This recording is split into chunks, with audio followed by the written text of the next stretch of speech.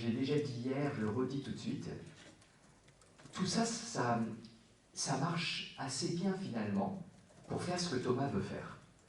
Je vous rappelle, des processions, mais qui iront le moins possible l'unité de Dieu, la simplicité de Dieu. Je dis le moins possible parce que pour nous, ça va finir toujours par un peu rompre. Mais on a trouvé le modèle qui permet d'introduire le moins de division possible. Et ça permet même de mieux comprendre Dieu. Parce qu'on comprend que la génération est aussi une expression, une pensée, et c'est très juste. Et on comprend que l'aspiration, c'est aussi un amour. Et c'est très beau.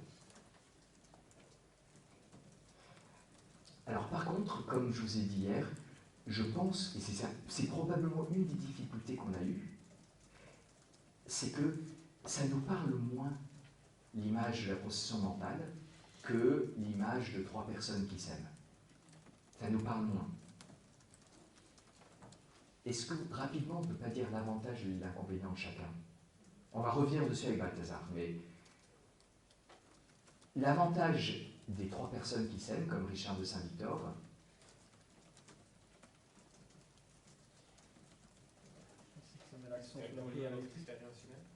là vous êtes très trinitaire parce que vous parlez exactement en même temps. Antonio?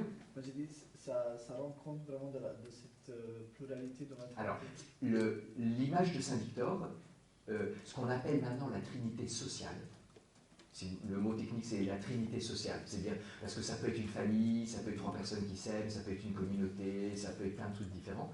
La trinité sociale, l'avantage c'est que ça met mieux en lumière la distinction des personnes. Et puis le fait que finalement c'est un grand mouvement d'amour, le tout. La trinité mentale a été quand même le modèle dominant pendant des siècles. Pourquoi? Quel est son grand avantage?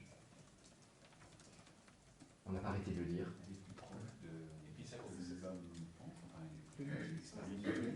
La mentale? Ben, l'amour aussi quand même. Non? Sans effet? Alors, elle est sans espace, sans temps, elle permet de mieux garantir l'unité. C'est le modèle qui permet de mieux garantir l'unité. Et donc... Ça fait distinction aussi entre l'inspiration et l'enveloppement. Alors, oui, de fait, on va y arriver. Oui, mais plus tard. J'ai choisi de faire ça dans un peu plus de temps, pas tout de suite. Mais de fait, ça va aussi permettre de mieux comprendre pourquoi les gens sont différents. Pourquoi les gens sont différents. Pourquoi les personnes de la Trinité sont différentes. Parce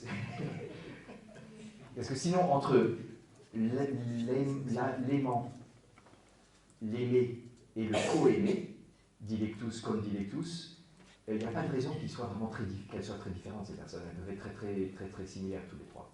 Tandis que là, on a vraiment des différences. Et on a l'unité.